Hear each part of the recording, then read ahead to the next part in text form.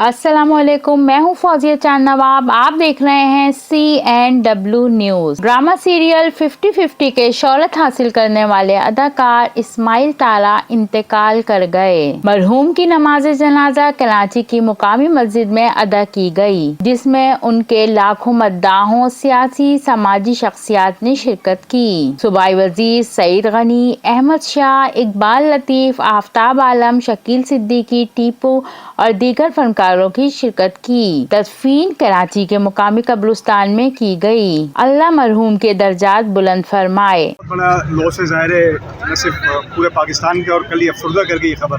क्या कहेंगे आप नमाज जनाजा में शरीक हैं? इस्माइल तारा साहब हमारी पाकिस्तान का एक बहुत बड़ा नाम था और मैं हमेशा कहता हूँ कि जो लोगों के चेहरों पर मुस्कुराहटें लाते हैं, लोगों को ज़हनी तस्वीर फराहम करते हैं, वो बहुत बड़े हैं।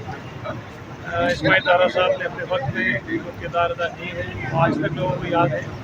हमें चाहिए कि इन्होंने जो काम किया है उसको मज़ीद इतना फैलाएँ कि आज जो आने वाले बच्चे हैं, जो नौजवान बच्चे हैं, जिनको इस्माइल तारा का शायद इतना नहीं पता, वो समझ सकें कि इस्माइल तारा इतना बड़ा आदमी था।